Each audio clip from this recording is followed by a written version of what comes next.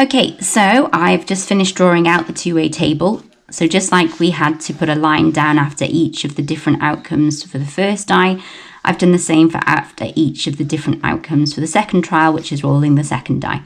So let's start filling them in. So remember that each of these boxes represents a possible outcome. So that means that I can already figure out how many there are from just counting up the boxes, or simply seeing that there are 6 by 6 rows, 6 lots of 6. So without even completing the two-way table, I can give the answer that there are 6 times 6, so 36 possible outcomes. But we're going to list those because that's what the question asked us to do. So we need to continue to fill out our two-way table to have the full sample space in front of us. Okay, so let's have a look at different boxes. If I take the first one, then that means that on the first die, I will have rolled a 1. And on the second die, I would have rolled a 1. But rather than us listing 1, 1, we need to multiply together those two numbers. So that means 1 times 1, which is the number 1. Let's take another box. If I take this one here, then that is for if the first die got the number above it is 4, and the second die got the number to the side of it is also 4. So remember just these top numbers and the very left numbers. So this box then is the result of 4 times 4, which will be 16. Let's take another one here. So this box represents the situation if we could have got from the first die a number 2 and from the second die a number 5. So 2 times 5 makes 10. Okay, so here is the finished two-way table. So each one. So we might be asked some extra questions once we have produced our sample space, such as how many outcomes are greater than 20? Now remember that greater means bigger than and not including, because we can't say 20 as well as an option because that's not greater than 20, that's the same as. Okay, so we're going to have to look in our sample space and try and find all of the outcomes that are greater than 20. Now, if you look, there's a nice little pattern that helps us make this a little bit quicker, showing that the numbers do go bigger and bigger. They increase as the further diagonal down we come. So if I look across here, I haven't got any, I've got 20s here, but we do not want these two because that's not greater than. But I can see that I have 24, a 25, another 24, a 30, a 30 and a 36. So by circling those now, it's easy for me to then count up how many of them I've circled. 1, 2, 3, 4, 5, 6. And my answer is 6 outcomes.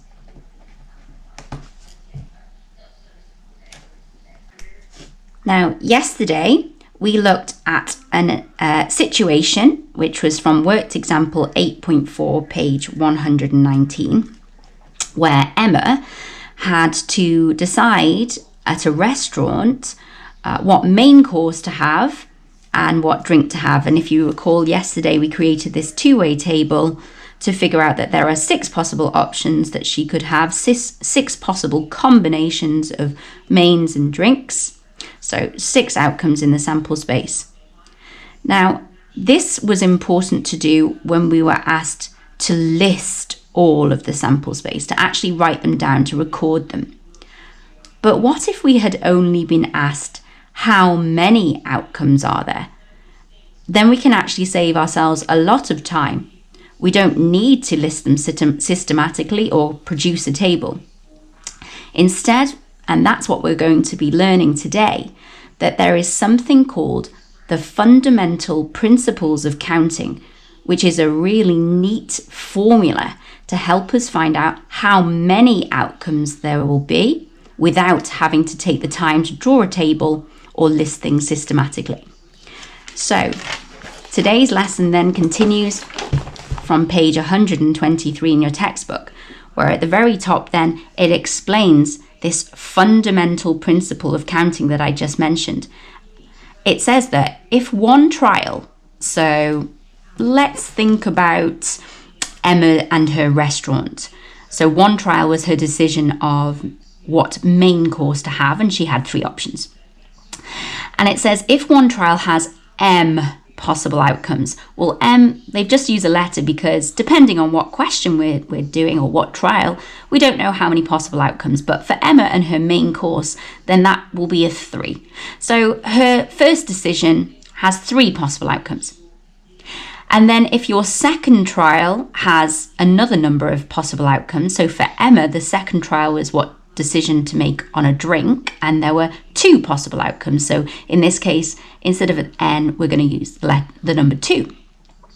Then the fundamental principle of counting states that the total number of possible options is simply the multiplication of how many outcomes there were possible for trial 1, which remember was M in if we're talking about any possible trials, but for Emma it was 3 main courses, and the possible number of outcomes for the second trial. So N, when we look at the general formula, because that depends on what question, but for Emma, 2 drinks. So for Emma, M was 3, the number of outcomes for trial 1, and N was 2, the number of outcomes for trial 2. And 3 times 2 gives 6. 6 outcomes for Emma, and yes, that's exactly what we found when we created our two-way table. So by simply figuring out how many options there are for outcomes for both trials and multiplying them together, that saved us a lot of work. And in fact, this formula works even if there is more than 2 trials. So let's say that Emma had to also make a decision on what dessert that she wanted. Then you would simply again think about how many options are there. So if she had, let's say, ice cream and cake. So there's 2 possible outcomes for a dessert. So that means we would need to multiply together how many outcomes for her first trial, her main course. So for Emma, that was 3 main courses, and multiply it then by her next trial, the next decision, how many drinks, 2. And then there's another trial this time, another decision, and it was how many desserts to have. And there were 2 of those as well, ice cream or cake. So now I don't have to create a systematic listing because I'm just interested to know how many options does she have in total? How many combinations are there? Well, I can, because of the fundamental principles of counting, I know that I can simply multiply all those numbers together. So 3 times 2 is 6, and 6 times 2, so that makes now 12 possible outcomes. Okay, let's do that in real time for ourselves. Okay, so we're going to do this for ourselves.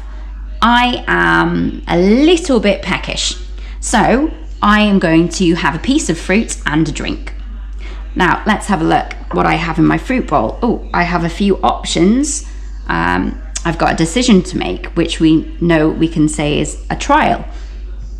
I have 3 different types of fruit, so that means there are 3 possible outcomes for my first trial, my first decision. I could have a pear, that's 1 outcome. I could have an orange, or I could have an apple. So there are 3 possible outcomes for trial 1. Now, let's think about trial 2. What am I going to have to drink? So, I could have milk, I could have orange juice, or I could have some water. So, for trial 2, my decision is what drink to have. I've also got 3 possible options. Now, I'm just interested to know how many total combinations are there this time. I don't need to list them all down, but my knowledge of fundamental principles of counting will help me do this. I know that I simply have to multiply how many outcomes there are for trial 1, 3, by how many outcomes there are for trial 2, also 3. Well, 3 times 3 makes 9. So there are 9 possible combinations, possible outcomes for this experiment. Now, sometimes in an exam, we might be asked how many outcomes are there, which we've just calculated, but then also to give one possible. So I could simply then just pick 2 and say, well, I'll go with a pear and water. So one option, one outcome is that I could have a pear and water. Let's look at another example. So in the Junior Cert exam, the most common types of questions for FPC are looking at people's choices in a restaurant or people's choices for outfits. So that's what we're going to have a look at right now. So I need to make a decision as to what I'm going to wear. Now I have 3 different choices to make. So this represents 3 different trials. I have a choice about my shoes, and I have 2 possible options. I could wear white or I could wear black. And I have to make a decision about my shorts. I have 2 possible options again here. I have green or I have blue. And then I also have to make a decision about my tops before they are ironed. So I have a brown, I have a blue, or I have a pink. So there are 3 possible outcomes for my choice for trial 3. Okay, so what would this question actually look like in an exam? It would look something like this. Amy needs to pick an outfit. She has 3 tops, brown, blue and pink. She has 2 shorts, green and blue, and 2 runners, black and white. How many possible outfits are there? And then it continues to ask us to list one. Okay, now the wording of this question is really important. It only asks us how many there are and to list one. We don't need to provide the entire sample space. So we don't need to systematically list all of our options. And if we did, that would actually waste a lot of time in an exam. So instead, this question is most definitely asking us for FPC, which we know is Fundamental Principles of Counting. And that tells us that we need to look at the number of outcomes from trial 1. So that would be our first decision, which is on how many tops that she has. And she has 3 of them, brown, blue and pink, 3 tops. So 3 possible options. And we multiply that by the number of outcomes for trial 2. And that is her decision of shorts, and she has 2. And we multiply that by the number of outcomes for trial 3. And we know that that's how many shoes she has, and she has 2 runners, so that's the number 2. So we simply need to multiply 3 times 2 times 2. So 3 times 2 is 6, and 6 times 2 makes 12. So there are 12 possible outcomes, 12 possible combinations of clothing that we could choose. And then we must remember the last part of the question was to list one. So I can simply pick any combination I like. So let's go with black shoes, blue shorts, and pink top. Black runners, blue shorts, and pink top. And there we have it. There's FPC. I'm a little bit hungry. I'm thinking of getting some food delivered. Now, one of the most common questions, as we said in an exam, is how many options are there when you are at a restaurant? So let's see how this can apply in the real world. So here is the menu from my takeaway. And now I'm going to get a starter as well as a kebab. I really like kebabs, so I have quite a lot of different options here. Look, I've got several starters and I've got several kebabs. How many possible combinations could I have?